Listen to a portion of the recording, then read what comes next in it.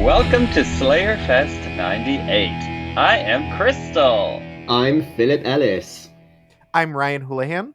And I'm Ian Carlos Crawford. And today we are here to talk Angel Season 1, Episode 6, Sense and Sensitivity. And we all kind of chatted a little before recording. This episode is quite the fucking clunker. Each one of you were like, why did you make me do this episode? And it is these early Season 1 episodes are like very rough. I would say watching this episode for this podcast was maybe the third time I've ever seen this episode. And like, ugh. Ryan, what did you think of the episode overall? I love the character of Cordelia.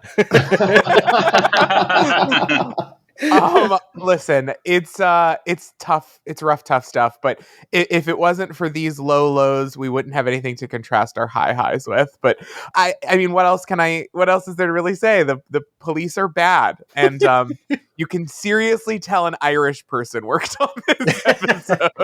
Oh my god! It's like, police officers are cool. Don't talk about your feelings. I'm gonna get violent at a drunken event. And as Ryan Thomas Houlihan, let me just say, we have never felt more represented on screen. Ryan. Philip, what did you think of this episode? Okay, so I've been making my way through Season 1 again, just because obviously knowing that I'm going to be co-hosting some episodes. So this is the second time I've had to watch this episode in as many weeks. Thanks, I hate it. It's basically everything that that Ryan just said. It's what if we made fun of the fact that therapy helps people? Yeah. What if we centered cops and their feelings? And what if we had a charisma vacuum as the guest character this week? That charisma vacuum is a perfect way.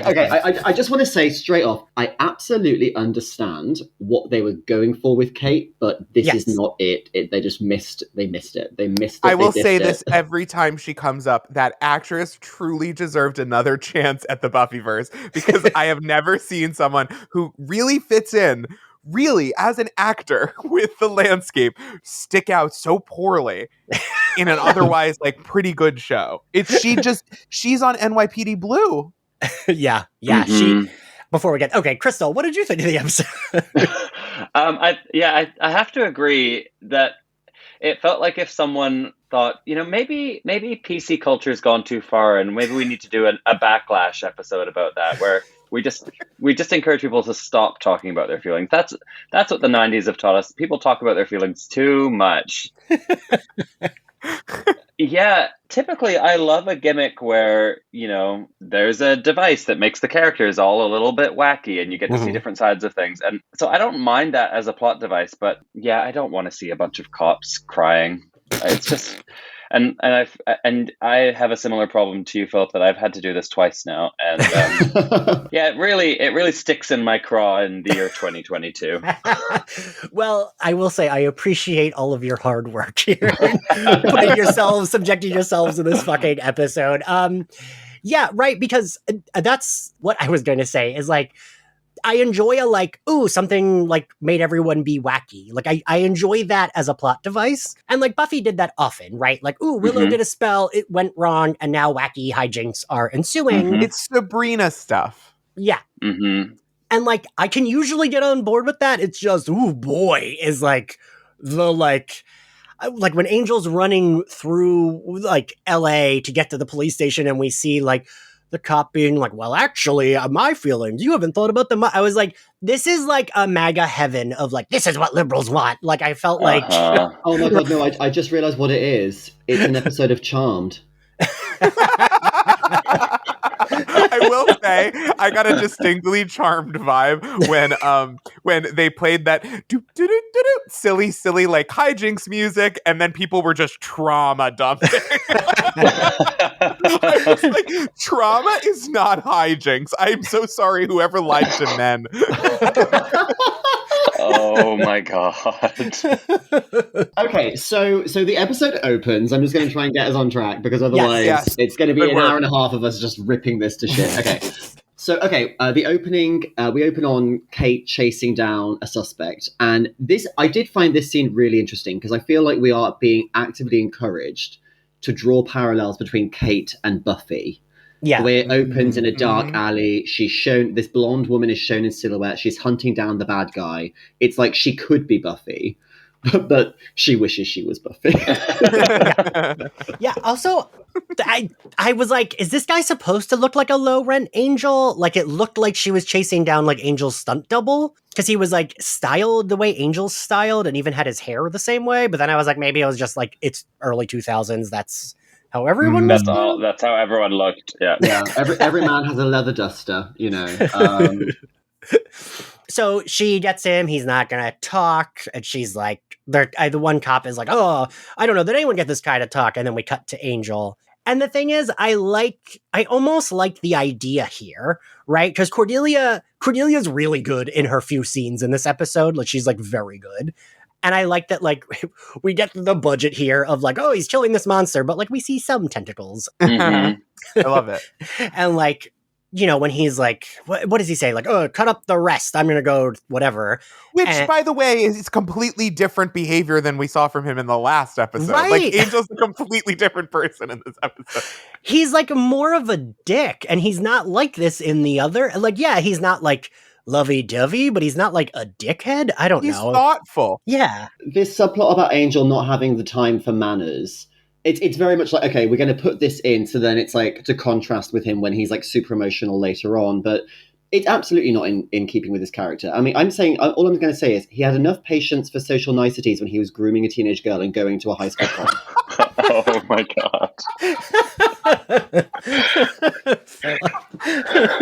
Well, he's moved to LA now, and now he goes and hangs out with tentacle porn monsters in underground nightclubs. So you're describing so many men I know. Oh my god, such a top. We've all been to that club in Berlin. We've all been turned away from that club in Berlin. And I like the Cordelia of it all. I mean, I'm going to say that every episode because fucking duh. But like, I like she's like, what is she? She's like, you know, oh, he can't even say like, thank you. Like, he's just leaving us to do this. And she just wants him to be like nicer to his friends. A relatable queen. I feel like this, I could feel like, I was like, oh, this is me. I would be like, this person's not thinking of my feelings while my friend's being attacked by a tentacle monster behind me and I'm not noticing. Like, it's one of those moments that like this is the first hint of what the show is going to be, where it's like It's much wackier and there's like weird, you know, Lovecraftian monsters and there's like silly comedy with like, you know, random creature effects like that. That's where the show's going, and I like it. But then we get dragged back into this procedural nightmare of what the show is like. Basically, like we sold it as a cop show, so we have to give you a cop show. Really sorry about it. Yeah, maybe that is what happened. It does feel like, you know, they had some like network notes to introduce into the episode, so there's a lot of scenes with little Tony being like. Hey. Oh my god, the generic like Italian and Irish stereotypes in the first season and in this episode in particular. As an Italian Irish American, let me just say, I feel like everybody was called Murphy or Costello. Little Tony's like, I'm gonna have your necks broken. You're like, guys. Oh, we break legs. Oh, and Tim Minear, who wrote the episode, also said that he felt like upon revisiting it that the mobsters were just like Soprano knockoffs, which is very much like I put like in my notes like the Soprano drag everyone's doing. Like it's very ridiculous. Well, it's when like Angel and Doyle go to like interview one of them, and he's on the cross trainer while he's talking to them. It's very Law and Order. Like I'm sure at some point they're going to interview somebody who's like loading boxes onto the back of a truck.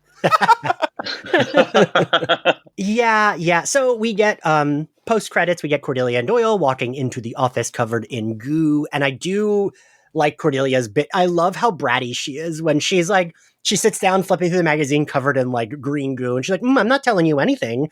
You know, Jar Jar Binks is getting his own talk show, and I wouldn't care. I want you to ask how it went.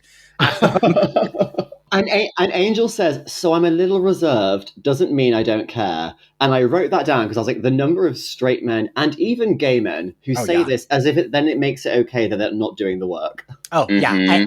I kept feeling like, God, I'm Cordelia, and these are like my friendships with a lot of men. Me being like, okay, but ask me something. Like, ask me about my feelings.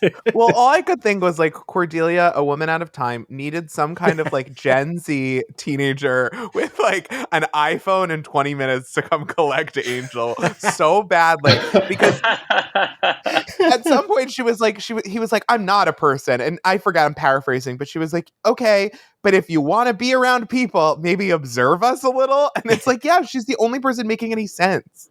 Yeah, I wrote down her quote that she says is, it's possible to brood and show a little interest in others. And like, she's right. Mm-hmm. It's very like, you know how everybody on TikTok is mentally ill? Right. And, yeah. I mean, I have As someone on TikTok, yes. Yeah, yeah. I mean, an extreme same. It's like basically... And this episode also does riff on like the way that everybody on Twitter and TikTok sort of uses their mental illness as a personality now. But it's the people who are depressed who use the depression as an excuse to then just like be dicks to their friends and not make any kind of effort. Right. This is Angel. Yeah. Yes, that is 100%. And maybe that's the problem with this whole season overall, is like no one really wants to spend time with Angel. Like, as a character, I certainly don't particularly like. Right? A broody alpha male, like, really does not tick any of my boxes. Yeah, like Cordelia is the one that like shines, I feel like, for all of us, right? It's like, yes, I want to spend more time with this character. Well, what they needed, I think, was like, okay, so clearly Cordelia wants to be there because she wants the work, she wants the safety, she wants a connection to some kind of community. She was very lonely in LA. Like, emotionally, we have established why Cordelia is there. Doyle is on a mission from whatever high up muckety muck. You know what I mean? Like, that's taken care of. He's a new character. We don't need it. We really need more of Angel wanting them around and getting benefits from being near them, and like a connection to humanity. And I understand that that's what the show is about, but we need more of a through line there, of an impetus for him to like to get lazy in friendships and have to get better. Like, that would have made more sense. But instead we're just given this like very unstable person who seems to have no sense of identity or like connection with the people around him. Like, if I were a therapist, I'd be like, you don't know who you are. And this is an episode about therapy, and it doesn't come to that conclusion. Essentially, the conclusion it comes to is like, fake it a little better and people will shut up. Yeah, because the show does this a lot, right? Because then even Doyle says, considering the source, like, it's undercutting what Cordelia is saying, but she's again right. Like, yeah, just be like, give a little, dude. Like, you know, just like, she just wants you to like you asked her to cut up fucking demon parts and separate them. Like, maybe ask her how that went. That's not crazy, right? And Cordelia is also right later in the episode when they're completely in reverse positions, when he wants to talk about his feelings and she's like, now is not the time. Yes. Right. Because all the way through Buffy, it's like, when it comes to reading the room and social cues and situations, Cordelia is the queen. She is the most gifted person in the room. So just like, yeah, and they're proving it once again. Yeah. I think what's interesting, Cordelia and Anya both have this weird thing where they give them characteristics of not understanding social cues and yet also having a complete mastery of social cues. And they show this like to give them a dynamic sort of like push-pull. But I think in reality, the characters that we're identifying and really understanding and the reason we're empathizing so heavy, I don't even know if it was intended, but like, I think that they're people who fully understand social cues, but also can put them in context and not care about them. Like, they don't need to be liked. Cordelia is not trying to be liked by Angel. She's trying to make Angel more likable to be around because she's got to be around him. And it gives her she's so much more layered and textured, and I don't even know if they knew what they had on their hands with Cordelia, because she also should have been the solution to this whole episode, and she isn't. It's just like he snaps out of it for a second and then they get in a fight. We'll get there. But Cordelia's characters should have been on the journey of like, yeah, I was right all along. And that's not kind of we don't get that. It feels like the ending was kind of rewritten. Nobody learns a lesson about, their feelings or communication or friendship or anything. It just ends. Kate learns that if she talks about things with her dad, it'll get worse, as usual. Ryan, you and I could definitely relate to that. I feel like it's an episode all about like taking E. But like, yeah, it's kind of like on the negative end of the spectrum. It's a bit judgmental. Don't do drugs, kids. They'll make you say things you regret. And you know, in reality, we know it's the exact opposite. It does evoke that kind of very special episode, like a bit like a Beer Bad in Buffy, where, you know, people face consequences. Like when Kate is sort of acting like a drunk white girl later in the episode, spinning around on the chair. It's very Buffy doing the spinning around on her chair kind of thing. Yeah. So then we get back into the generic procedural mob plot, and Kate and Angel meet up for some reason at the station. And okay, I'm very aware that this was made in like 99 or the year 2000, but all of Kate and Angel's scenes play out like they were filmed during COVID and they were never actually in the same room together. Because it's literally like they're not even making eye contact when they're on screen together. It's just like it's a green screen situation. Like, what it's is that scene from The Good Wife. Yeah, that's really accurate, Philip, because I always feel like they were trying to push us as like, ooh, maybe they have chemistry, but they have none, right? Like, all right, you're both hot, so sure, if you want to fuck, but like, definitely there's not a chemistry. Like, I'm not like rooting for them. It's like, yeah, all right, whatever. Like, the one thing I will say about Kate is she is an age-appropriate love interest. Right. Compared to the teenage girl he just fucked and then tried to kill. The bar is on the floor, truly. So she hires Angel. It feels also like, I don't know, I can't decide if I think she's bad at her job or like just trying new things out and seeing what works, because it feels like, why are you hiring this man you barely know? And and then he doesn't even listen to her. He does fuck it up. Oh, but he does so wearing an adorable Hawaiian shirt. Oh, God. And a hat. We need to get to the Hawaiian shirt. Oh my God, yeah. Okay, so she hires him. We quickly learn that we meet her father, who's like this kind of like MAGA dad, who's like, I don't care if you come to my car. Don't make a big thing about it. And she's like, no, hi, Dad. And he's like, actually, it's low. Hi, Daddy. Who are you? Hello, female. Like, it's like very like. He's like, oh, it's my dyke daughter again. Jesus. That's basically his attitude. Every time she walks on screen, it's so bad. Yeah. Yeah. So then we see Angel has already found the people, blah, blah, blah. He calls Kate to let her know he's found them. She specifically tells him not to interfere. And then he immediately does. And what is he wearing, Crystal? Well, I don't understand. This was when I was like, what is going on in this episode? It felt like I was suddenly watching The Mask and he had transformed into like a zany character. Like, where did he find that hat and shirt? And can he just summon outfits to like become any character? Like, I was like, did I forget a whole subplot of Angel where he had like a gem in the hologram cell transforming device? I like that Angel has like a drag trunk probably somewhere, and it's got like Bugs Bunny, and he's always rifling through it. Oh, I have a headcanon about this that I literally just came up with, and it's Angel went out drinking with Doyle. They fell into bed together. They don't talk about it, but Doyle left some clothes at Angel's apartment. They just got their demon on, okay? It's not gay if you're both demons. It's not gay if you've got spikes coming out of your face, bro. Or into them. Doyle does well. Okay, yeah. Actually, I wanted to point that out. Doyle, I like that. Like when Cordelia earlier, when she's like, you didn't even point out my new shoes, and Angel's like, oh well, men, and then Doyle walks in, he's like, I like your new shoes. I did enjoy that. It's part of the great canon of Angel being either shamed for being homophobic or being incredibly gay. Oh, but we get both of those this episode, because like he doesn't want to fight until someone calls him gay, and then he literally hulks out. But yeah, so this drag is ridiculous, and it's also like Angel doesn't. It just feels like a different character, right? Like Angel's like doing a bit. Why? And he only does it for like, he puts on all that outfit for like a 3-second bit that doesn't even like, it doesn't work.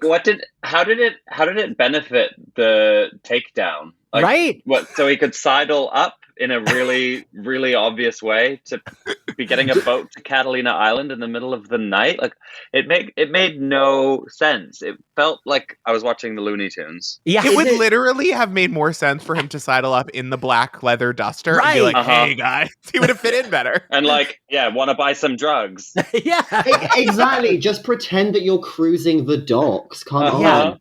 I feel like maybe because again, like this is really early in the season, and they were very much clearly trying to push the detective angle. Maybe they were like, oh, Angel's a super dark and serious character. Maybe like some levity would be that he has like a fun disguise box. It did feel like this was going to become a bit a few times in the early seasons where it was like Angel's wacky character. Like in a few episodes' time when he goes undercover in the Nazi cult. God. Everyone's favorite character, Angel in a Hawaiian shirt with Nazis and police officers. I will say, as I was watching this episode, I was like, oh, I forgot. They made a, like, of the, like, few Buffy figures, the Angel figures they put out, they made a figure of this Angel. Oh my God. No. Really? I was like, oh, I forgot that's where the silly Hawaiian shirt Angel figure is from. Wow. Because I would believe it if that was like something that happened in the later seasons when the show has much more faith in its own sense of humor. I mean, Puppet Angel is what they really, if you're going to do a funny, wacky cutaway transformation, make him a puppet or something. Right. That's when it 100% You literally works. have magic powers. This kind of like I put on a silly shirt and voice stuff is what I expect from like Law and Order. Like it's a weird, they tried to make the show more mature and adult without understanding that people who liked Buffy are going to become mature and become adults, but they're not the mature adults that you're thinking of. They're the mature adults who buy Funko Pops. Right.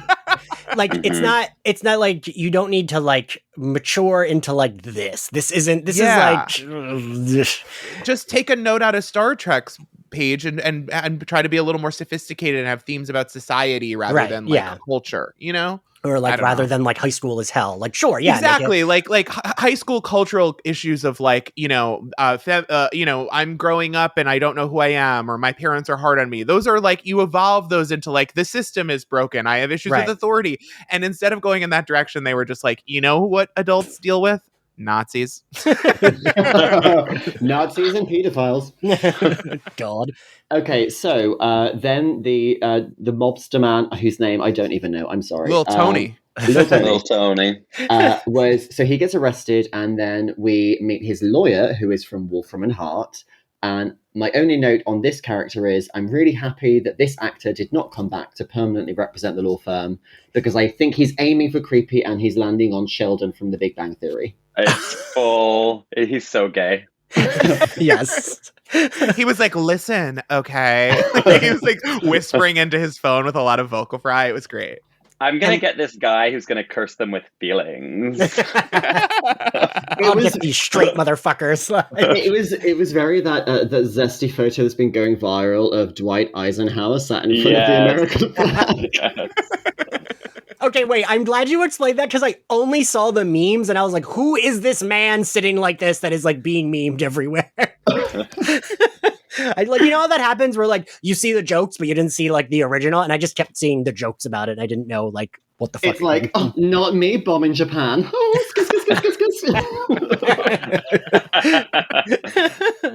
I do think this lawyer pops up once or twice more, I think. Yes. I think it's because in my rewatch, I've just got to the bit where Lila shows up, and so much of it, of like the Wolfram and Hart stuff in my mind is her. Lila and, oh God, who's the other guy? Lindsay. Yeah. Well, they do a lot of like somebody pops by her office to be like, hey, they want you in conference room 6. And those will be old guest stars. And I think they're just like testing out who is good because they have the benefit of a giant law firm to like cycle through actors until they find someone that they like. And like, of course, once you get the woman who played Lila, Stephanie Romanoff, you're like, oh yes, keep her. Yeah, totally. And since David Boreanaz was in a passionate sexual affair with the actor who played Lindsay, I mean, no further comment. We all accept that we all know that happened. Listen, Christian Kane, if you want to come on the pod, I'm extending my personal invitation. Even Jason Sullivan, who is one of two of our like straight co-hosts, even said he couldn't wait to talk about the sexual tension between Angel and Lindsay because it's like so obvious. Those two, if they are not, I mean, I listen, I know what two tops can do together. I'm just not interested in seeing it, you know? Good for them, but I don't want to see it. So we find his lawyer is a Wolfram and Hart lawyer. We cut back to like Cordelia being like, aren't you so, because she does the cop investigation, blah, blah, blah. The Wolfram and Hart lawyer talks circles around them.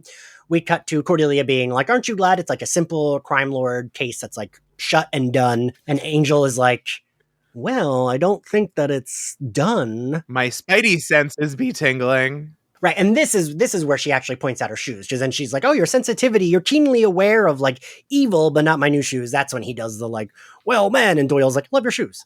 But Doyle also informs Angel he was right about the mobster, right? There's like something going on. Mm-hmm. I heard they've got something planned. And like, right, that's kind of it. There isn't it's very Palpatine has somehow returned.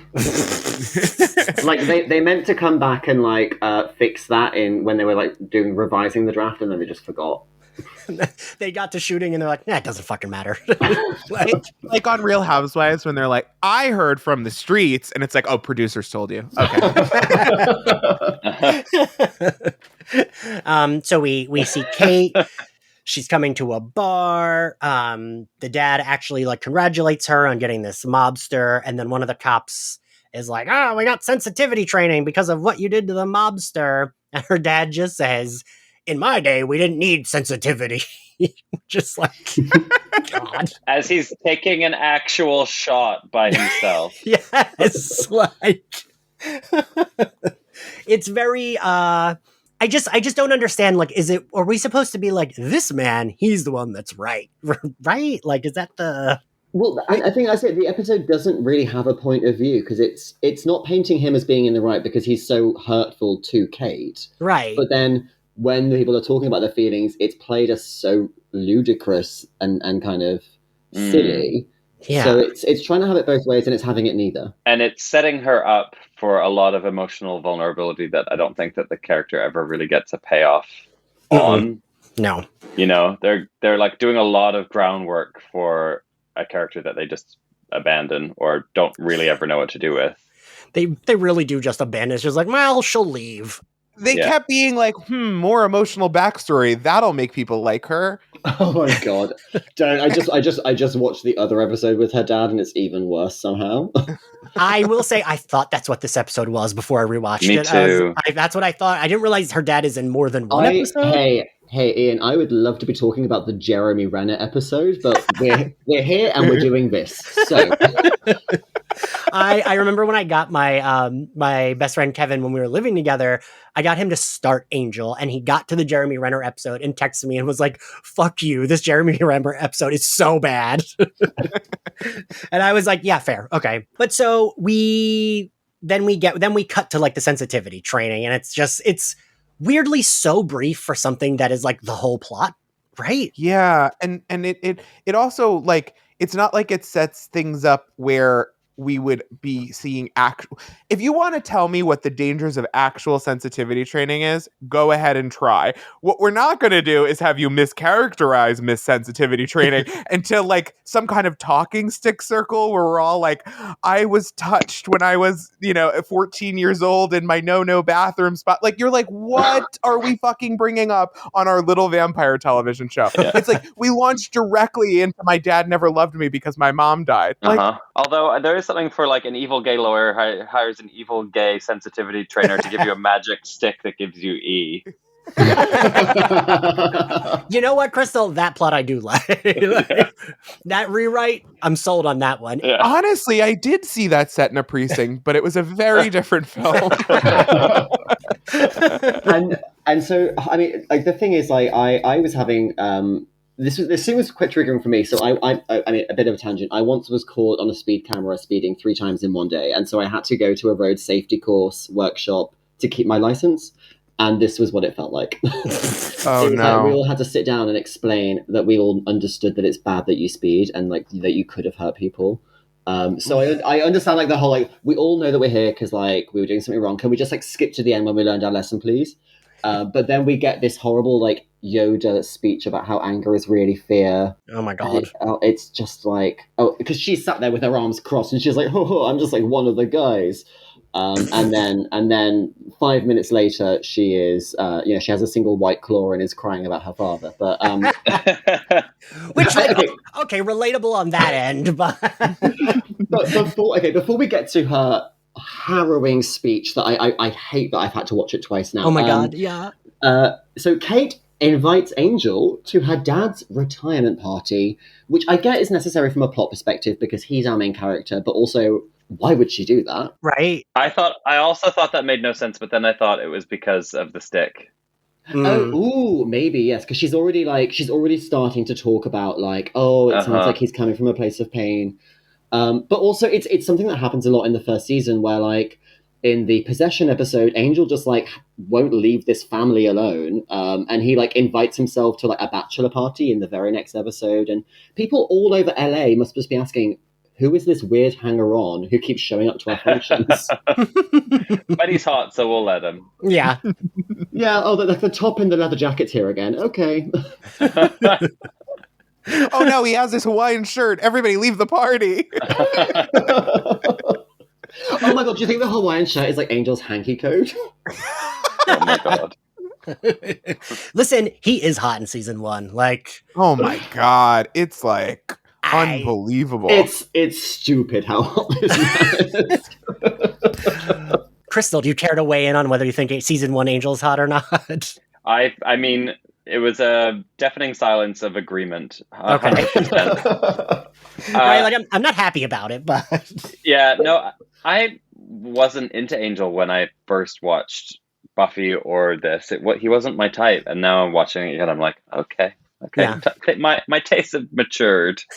You're like, I can see it. Yeah, same. So yeah, I literally almost, Philip, that speech, I almost fast forwarded through it because I was like, oh, this is like just not fun to watch. And her dad, when he's like, I thought she was going to lean the other way. I'm glad she brought a guy. And it's like, that was the moment when this became the Buffyverse version of Scott's Tots for me, where I was like, I don't know if I can get through this level of cringe. I don't know if I might, like, this might be a situation where I leave the room and it kind of keeps playing and I follow the plot points. It's really hard. And I think especially they did a pretty good job in that episode of casting like Kate as the only woman who works in the entire police department. And it makes it so much more uncomfortable because as you look around the crowd, it's like there's not a single friendly face in the audience. Yeah. And like, granted, again, like, has one White Claw spirals. I can relate to that. Like, I really can. And being like, this is such a nice day for you. And you were never nice to me. And these are the times when I felt attacked by your actions. Like, I can see myself getting there, like, after a few fireball shots. But it just, it was like, I don't know that she completely sold it either. And like, yeah.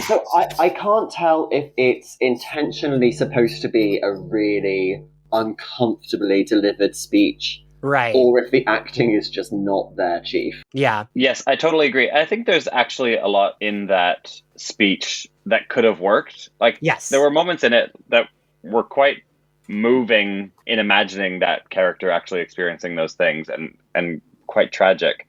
But I think because I know nothing really ever comes of her story and all of this backstory is kind of pointless, it just all feels a little bit cheap. Yeah, especially like there's a lot of emotion and she is like crying and then we just like there's nothing, right? It's like, and that's the end of that. That's it. And she goes from standing up to crying so quickly. Yes. And it's just like, that is a lot of emotion for safe.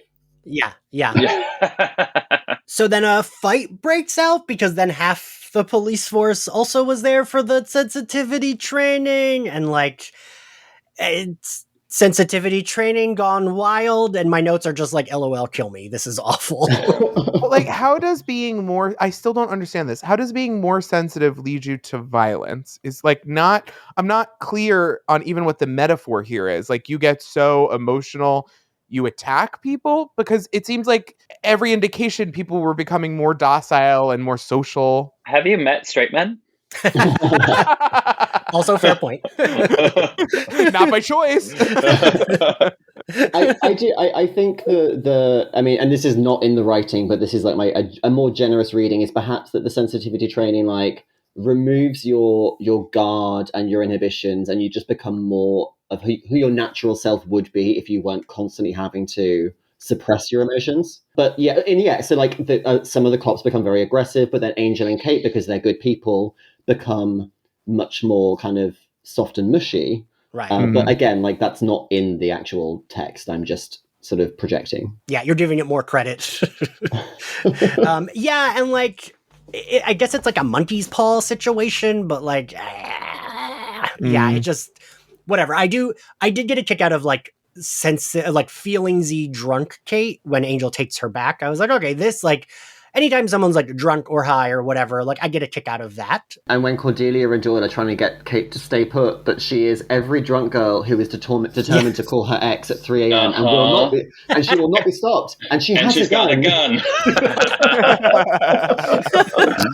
And like we said earlier, this like Cordelia is right, because even Cordelia, like, she wants to talk about feelings, but she knows this is annoying, right? It's like Cordelia's on it 100% throughout the episode, because she's like, oh, right, like she's doing Cordelia's like a crying girl in a tiny room needing to be talked down. I've got this. And like when Kate's like, you know, look at Doyle, what do you see? And she's like, a bad poly blend. Like, I love her. And she's like, I'm so glad we came down here to watch Late Night with Creepy Cop Lady. Like Cordelia is like immediately over Kate. And I love it. She's able to contextualize Kate's behavior in a way that like Angel seems like, why is she acting? It's like not clicking. She's immediately like, oh, something's wrong with her. Nobody normal acts like that. All right, let me fix it. And you're like, God, thank God for Cordelia. So he tells them to stay, Cordelia and Doyle, to stay with Kate. But again, she has a gun. He goes to this like castle where this man lives, which, Ryan, was that the Magic Castle in LA? Was that what that is? The setting they used? 100% that was the Magic Castle in LA. But also, I like that when they went inside, it was like a vaguely like Middle Eastern, vaguely medieval, vaguely Ren Fair style altar. And I just thought, like, does he worship the demon of sensitivity? And then Angel asks him, like, where do you get your power from? What's the source of your power? And he's like, many demons. Okay. Like demons like trauma or like existential dread? Like, or are we talking demons? It didn't get into specifics. It was just his magic gay stick. shame, I'm telling you. I also like that it's another plot point where like, that's it. Like the guy says, I'm a polytheist, and then that's it. We don't see that man again. Nothing is done about it. What does Angel do to that man? Right, he just runs away, right? He just like goes to the police station. Then we don't see like a conclusion. I'm telling on you. Yeah. And so we see him like running through, like we see Kate arrive at the police station to see her dad. He's not there. All the cops are freaking out, blah, blah, blah. We see Angel like running through LA. And that's like, did I say this? I can't remember if I said this already, or if I said this before recording about what Tim Minear said about the episode. What? Remind us, because I can't remember. So like he said that like when he originally wrote this episode, it was just like, what if cops became so sensitive they couldn't perform their jobs? And the quote is, but after discussing the idea with Joss Whedon, it became something far more interesting than what I had originally pitched. Instead of just super sensitive cops, you have people whose emotions are completely on the surface. But like, no, right? No. It's still just, what if cops are too sensitive and they couldn't perform their jobs, right? Because it's like, it's not that they're just being super sensitive or like their emotions on the surface. They're acting like they're all drunk. They're acting like just super incompetent and stupid. Again, which is why it's like, it's the level of writing from like a mid-series episode of Charmed where it's like, yeah, this'll do. Yeah. And so we get Angel running the room. We get all those stupid moments of like a cop being like, "You're not thinking of the mugger's feelings," and like telling like these folks in a car crash about his feelings. And I do, this scene is okay. I like this scene where Angel encounters Cordelia and Doyle, because I do like that he's immediately like, "Oh, you guys need a hug," and hugs them. And Cordelia with a very Cordelia line is like, "What is your damage?" Because like, why the fuck is he hugging them? And it's like he says they need a hug, and it's the creepiest music ever as he does it. And it's like, oh, so you're into emotions now, but not consent because you're just pulling them in. I will say I like David Boreanaz when he plays out of type. It seems like he's having a lot of fun whenever he gets a chance to do it. It's probably really exhausting playing Angel, so it feels like he really relishes being goofy. Yes, he gets great at it. I think he gets when they give him better goofy stuff to do, it really sings. But you can even see in this proto version that there's something there that's more fun than whatever mopey darkness that they felt they needed to inject. Yeah, exactly. Yeah. So we get like, they're like, "We need to break in," and Angel's very like, but I do like that Cordelia also immediately is like, "You stink of whammy. He put the whammy on you." And Angel's like, "He did. He had me hold the stick." I like that he just is like, "Yeah, that's what happened." But again, it's like, again, with the writing, it's like, so these people know they're under some kind of spell, but they don't care. Like, what is happening? Right. Yeah. So we're coming into the police station. They've crossed town. We've seen all the police acting wacky, and we come into the station where everything is, that community gif where it's on fire and he's carrying pizzas. And then we get that wonderful, just truly enlightened scene where they make fun of the idea that being in jail is bad for the people in jail, so they let them all out and the world ends. That was like the especially heinous one, right? Yeah. That was some tough stuff. I was like, they made a whole show about this called Orange is the New Black. Like, you really not on the pulse of the nation here, Angel. I do like that when they break in, it's Cordelia that broke the window, because they're like, "Nice shot. Now you have to go, Angel." And it's like, that's his turn to pull the gate on the window. And I like their little bickering here, because again, Cordelia understands there's a time and a place, right? When he's like, "You didn't say the magic word," and she's like, "Ugh," and he's like, "Isn't the magic word." And she's so good, because it's like, she just wanted you to like acknowledge her feelings when like the time is correct, not this isn't what she was going for. The closest thing we do get to a lesson in this episode is just like, she's always right. That really is. Yeah, and then I guess they enter in the police station, and like the mobsters have entered with it feels like a very roundabout way to kill Kate, right? Like, yeah, couldn't they just like, especially if like, okay, you have Wolfram and Hart on retainer, about supernatural shit, just hire a fucking demon to kill her, right? But also, if you have the power to like summon demons and get their abilities, or like whatever we're supposed to guess that this bone guy is doing, the bone collector, why not go for a more acute ability? Like throw fireballs, like make lightning. Like, it just seems to me like it's a lot of work to make police crazy, and that doesn't seem like that would have taken. Well, I think it was meant to be just so Tony could escape. Yeah. So it wasn't about killing her. Right. They're just like, let's create some chaos and then Tony can escape, which I guess kind of works. Yeah, that does work better than I was thinking, because you're right. They do make a point of saying, I tried to create a door for you to walk through later. That's true. And I think like the killing Kate maybe was like an add-on, because he says the word bitch like a lot. Yeah. And like, then this scene is ridiculous, where like Angel's like, "I see a lot of hurt here." And like, it really felt like the like profiles where a man is like, his avatar is like him in Ray-Bans with like the angle is like from underneath his chin, like him replying to any one of the 4 of our tweets being like, "Ooh, you want to talk about feelings?" Like, that's really what it felt like. And his bio is like, let's turn that pain bow into a rainbow, or whatever it is Angel says at one point. God. And I also was like, I didn't quite understand. Like, I guess Angel just like, I just use that this Ryan, right? He like snaps out of it for a second to like beat them up. I don't know what that. At some point, he's just like, I'm no longer not gonna be violent. Which is like, okay, cool, thanks, Angel. Yeah, it didn't make any sense. He was really beating on him all of a sudden for someone who really felt things deeply. It was like suddenly he was giving zingy one-liners. Yeah.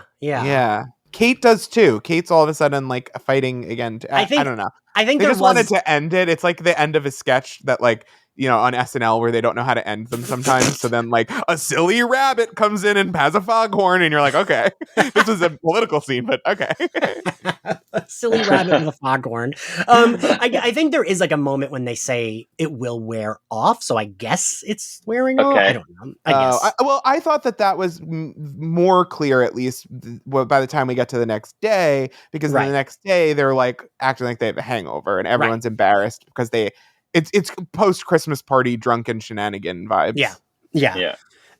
And Kate does say, what does she say? Like, oh, we're investigating the bar because we think someone spiked the punch.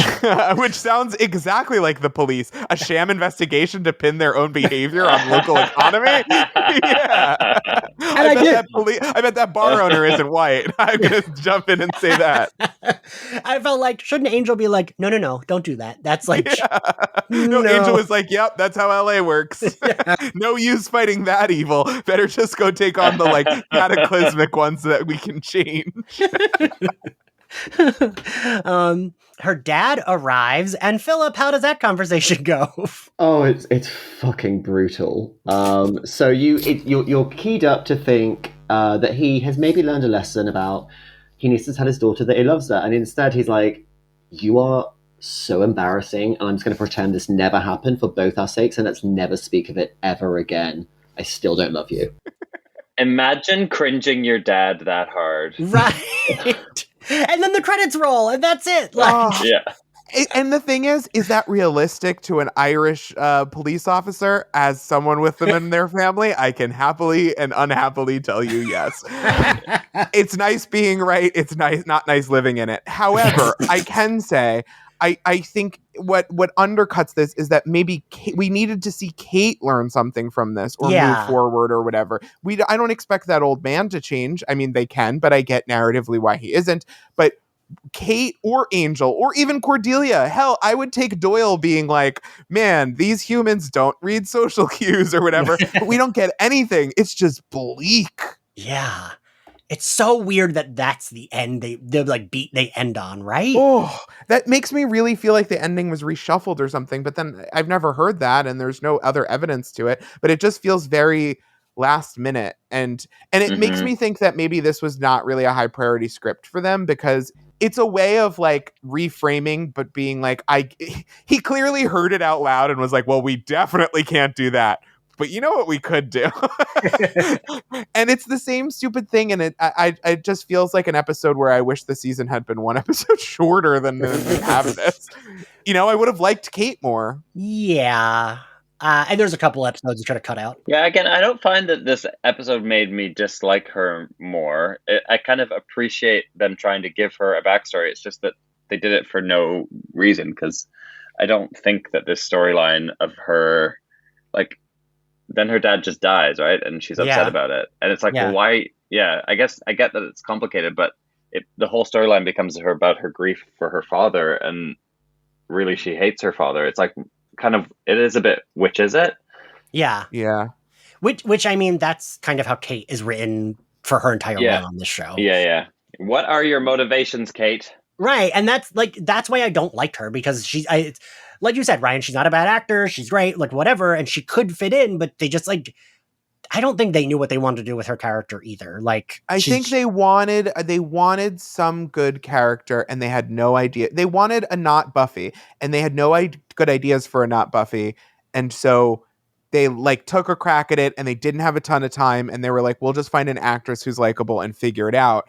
And it could have worked. I just don't think it did. Like sometimes you wing it and it works, but I don't think that's what happened. Sometimes it doesn't.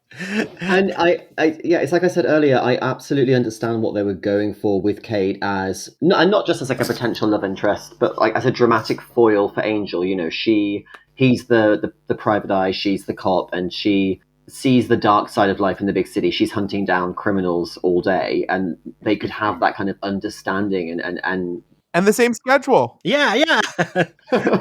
yeah, exactly. But it's just, I don't know whether it was a chemistry thing. I don't know if it was a writing thing. But like they go so hard on trying to make Kate a thing in season 1, and I think also it's because outside of Cordelia, there are 0 female characters. The cast is so small. They're trying to build out an ensemble. And by the time they figure out that Kate isn't working, we've already squandered many episodes. What's crazy to me is that, like, I get bringing in the cop element too, because there's so much to say about law enforcement, especially if you're a person who's trying to do good in the world. And, you know, Angel certainly is going to be in a world that has a lot of contact with law enforcement. And even metaphorically, there's so much ground there. And to have his last love interest have her own authority and law enforcement issues where she clearly hates cops. It was established in early seasons of Buffy that, like, what their dynamic with law enforcement and the police is.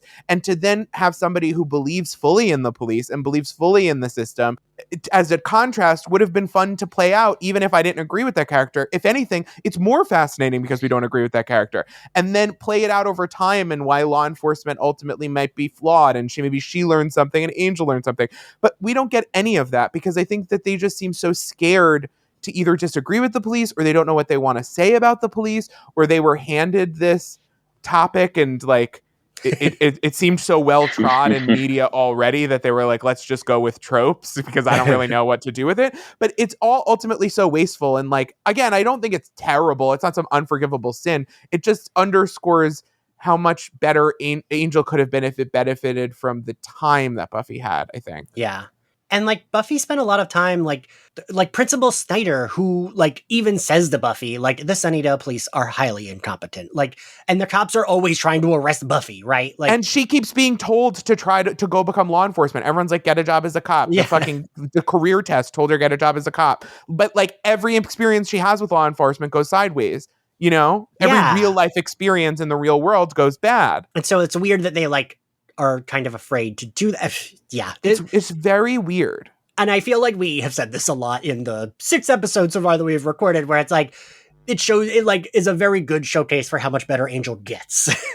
Yeah. Oh, totally. I also think just Buffy had the benefit of, like, that first season was really like a practice season, and you can tell that it was kind of made that way, and it's good that it was. Yeah. Like, I like that it had that. Yeah. I think this is the fastest recording we've done so far, just because, like, all of us were like, yeah, this episode.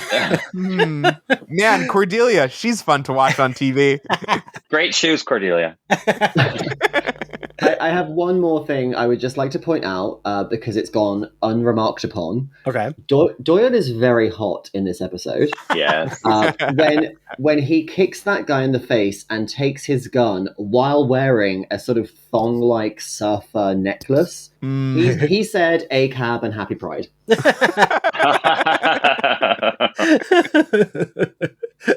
He said, who's for bacon? Yes, everyone, I'm actually recording things in advance. We're recording this during June. Yeah, Doyle sometimes does it for me, sometimes doesn't. I don't hate, I know you don't love them, Philip. I don't hate his jackets. I feel like they work well for him. I agree. It's a very of the time thing, and I think at the time when I was watching it, when I was much, much younger, I was into that fashion, and now it's abhorrent to me. That's fair. That's totally fair. Oh, don't worry. If I've learned anything, give it 6 months, and whatever you hated, you'll love. That's how fashion is at this point. It's like Gen Z are thrifting that shit on TikTok as we speak. Oh, yeah. I've seen 10 hipsters in leather dusters today in London on Broadway Market with a bandana. Any Hawaiian shirts? You keep us posted, all right? I know I keep saying the, like, line I cannot cross is going back to very baggy jeans, but I'm like, maybe give me a year or two and maybe I will cross back into that, but I can't. It's happening. I know. All right, we are at the end. Favorite outfit, Philip? The Y2K layering of Cordelia Chase. Yes. So it is. I want to talk listeners through, for anyone who hasn't seen this episode in a while. A white sweater over a pink crop top over a grey tank top with low-rise jeans. Iconic. So good. Crystal? Well, I was going to mention Doyle's leather jacket, but we've just covered that. So I'm going to have to do as Cordelia wanted and just talk about her lovely orange camel shoe situation. That they're really not very nice shoes, but she really wanted some attention for them. And you know what? She's getting them from me. Ryan? I refuse to say Angel's Hawaiian shirt. Absolutely flatly refuse. So what I'm going to go with is Little Tony's normcore icon aesthetic. He is serving dad bod. He is serving Sopranos. I loved it. I said, slay, mama. If you've got the money, spend it, you know? And can we just give an honourable shout out to the fact that Kate shows up to her father's retirement party in a slip? In a very weird, like, totally. baby doll dress, right? I was like, you're going to fuck Angel on the bar? Good for you, girl. Like, yeah, it's such a weird, and it doesn't feel like it fits the character either, right? No, like, why would she even own this? Was there a cut scene where she burst into tears at Nordstrom? Because then, okay, sure, but Yeah, totally. My dad never told me I was pretty. Yeah, she should have come dressed in like a pink tutu fairy princess little girl outfit and been regressing, you know? Now watch me twirl, daddy. Ryan, that rewrite is the rewrite I want. Like, it's like everyone regresses to like their childhood. That would have been amazing. Children as police officers, as some kind of like allegory for how we're all just big children and none of us should have guns or whatever or authority over each other. I would love to write that piece. That is not what we got. No. So I'm gonna go ahead and agree with Philip. I loved I think Charisma Carpenter is so pretty though. Like she can pull off most things. I know that's like a wild notion and no one's ever said that before. But like it's like a sweater crop top, the white sweater, but then it's like on top of that pink, and she looks great. She looks great. And her hair looks so good. Her hair is just like gorgeous. It looks great. Were we doing extensions then? Were women doing extensions then? Because I don't believe that's a memory I have. And if not, then damn, girl, she took care of that shit. This was pre-Olaplex. I asked Summer Bishel that in episode 5, and she said she thinks it is like just natural. Wow. Damn. I remember the promos for season 1 and season 2 before Charisma cut her hair. It's just this glorious, dark, wavy mane, and I actually thought that watching this episode, I was like, "Damn, her hair looks so good." I wish, I wish my hair looked like that. Right? Yeah, like so much sheen. I want a wig of that to wear. 100%. All right, favorite scene, Crystal. Favorite scene. Yeah, I guess it'll have to be like the bukkake tentacle porn basement. Dungeon thing that really sparked a lot of a journey that I'm still exploring the rest of my life. Fair. Ryan? My favorite scene is the cut fan fiction scene where Doyle and Angel fuck and he left the Hawaiian shirt at his apartment. Philip? I'm going to go with Kate being my drunk girlfriend where I'm trying to get her to get in the Uber and she's like, no, I have a gun and I need to go and talk to my dad. You know what? You're right. That was the one time that in that episode that I genuinely cackled out loud when she was like, I just have this gun. And she's like waving around and I'm going to blow your head off. I need to see my daddy. It was good. They got me. You will tell me I'm pretty. Me. I was just going to say me and drag at 2 a.m. I was going to say that. Ryan, that's both of us drunk before one of the live shows, like hyping each other up. You tell me I'm pretty, now I'll tell you you're pretty, and it'll be great. My favorite scene is every scene with Cordelia in the episode, but especially the opening when she's ranting about Angel not thinking about her feelings while Doyle's being choked. What grade do we give this episode, Philip? A C. I mean, there's no point in trying to be kind. It's a dud with 1 or 2 funny moments. It's and again, we're grading on a curve. I know that the highest heights are coming. So yeah, C. Yeah. Ryan? Incomplete, and we will see you at summer school. Crystal? Yeah, we're getting like we're gonna have to go D. We're gonna have to go D. Even for season 1, it's real bad. Yeah, I have D+/C. I was like, maybe the boys will convince me that I bring my grade up, but no, it's. I was worried I was being too harsh, but I'm glad it wasn't me. I promise the listener I will be more generous. There is no episodes coming up where I will be meaner than this. I feel like becoming the Simon Cowell of this podcast. I really appreciate the three of you putting yourself through watching this episode for our recording. Oh, anytime, except don't do it again. Now, hopefully none of us will ever have to watch this episode again. Thank you all for listening to us crawl our way through covering this episode. If you like Slayerfest 98, you can find us on Spotify, Apple Podcasts, YouTube, and anywhere else you get your podcasts. If you want to support us on Patreon, we are currently going through Harley Quinn Season 2 and What If Season 1. We're almost done both.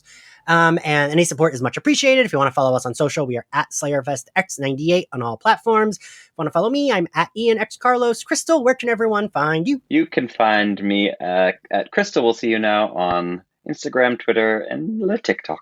And Philip, where can everyone find you? You can find me in sensitivity training and on Twitter at Philip_Ellis and on Instagram at Philip Ellis. And Ryan? You can find me at Ryan Houlihan on social. You can find my other podcast about RuPaul's Drag Race at Academy of Drag, and you can find my own drag stuff on YouTube under the name Aria Woman, and you can search her up or just look for Ryan Houlihan and it's there.